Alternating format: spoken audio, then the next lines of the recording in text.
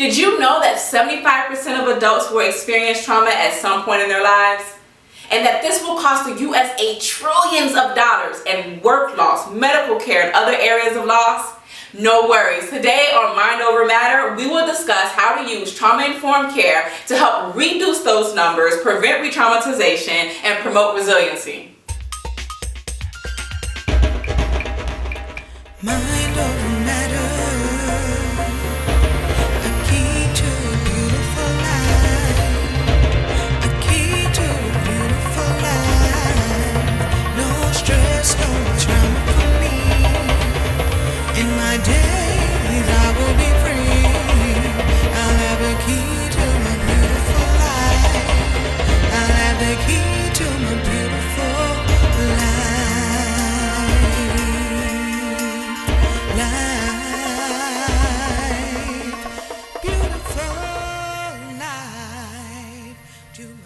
Peace, my name is Worsham L and I am your host for Mind Over Matter. Today we are discussing 5 simple steps that you can take in order to implement trauma-informed care and promote healing for the human race.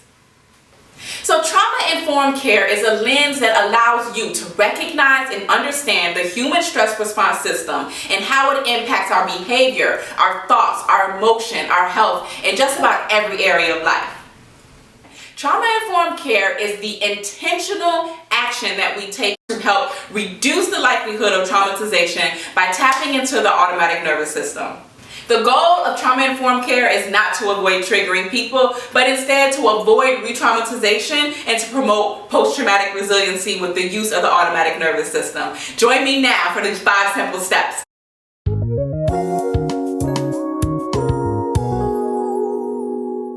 Number 1, attune to yourself. Check in with you. You are human too. And if you are triggered by the response of your clients, by the way that things are going, maybe the pressures of deadlines or paperwork, there is going to be an impact on your stress response system, which makes it very hard for you to show up the way you want to have compassion with your clients, and to problem solve. Step 2, attune to the other person. Check in with that other person. Observe what you see in their body language, your tone of voice. What are they saying? Do they seem activated? Is there a safety that is present? And you can know this by noticing whether or not there are stress responses present. So if they're yelling at you or they're kind of like closed off, those are some cues that they might be stressed out. And what we know about this stress response system is if a person is activated, whether it's you or the others, it's going to have a negative impact on the way that we engage with each other. So notice what's going on for you and notice what's going on for the other person. This sets you up for step number 3, which is where you are going to choose what type of strategy you're going to use. I'm going to share with you some easy relational tools because this is free. It doesn't require a lot of training. And it's something that taps into our automatic nervous system, namely that ventral vagal nerve, where we are promoting healing, peace, and safety. The first strategy I'll share with you are called I statements.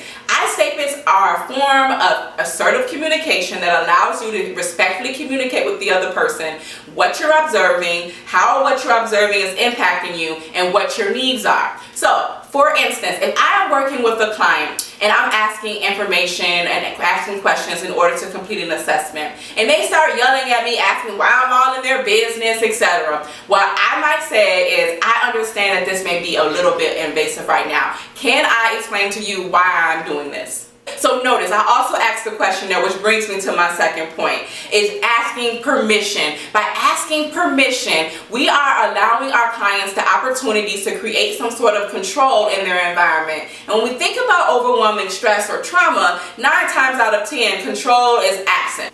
Asking permission not only allows you to create predictability and safety, but it also allows you the opportunity to clarify information, to set boundaries, and to make suggestions.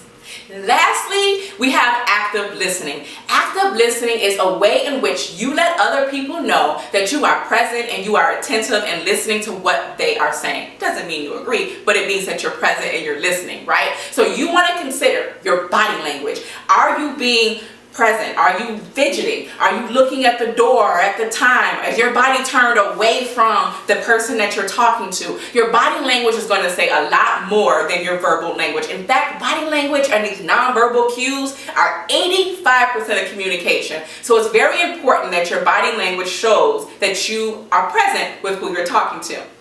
So in addition to our body language, right, our tone of voice, how we're moving, our facial expressions, we also want to be mindful of what it is that we're hearing a person say so that we can reflect it back to them. Think about it as a bouquet of flowers, right? So as someone is talking to me, I'm going to hand those flowers back over to them and summarize what it is I heard them say. Use some of their language so that you are able to connect with the person and demonstrate that you were listening.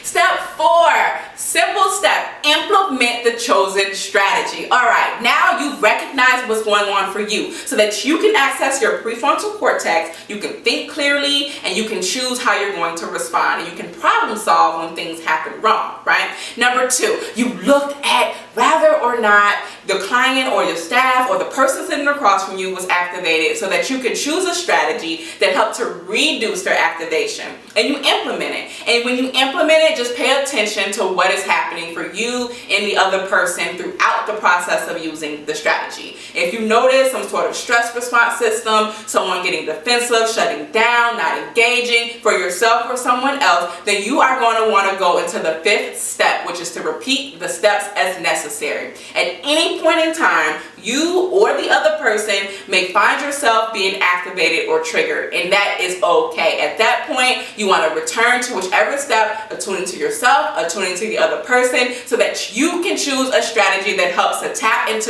the ventral vagal nerve. What does that look like? Remember to use those relational strategies. Be a human, be supportive, be compassionate, join with the individual. Be sure to visit our website at lotustraumacare.com and follow our Facebook, YouTube, and Instagram pages at Lotus Trauma Care. Thank you so much for joining me here today and your commitment to trauma-informed care.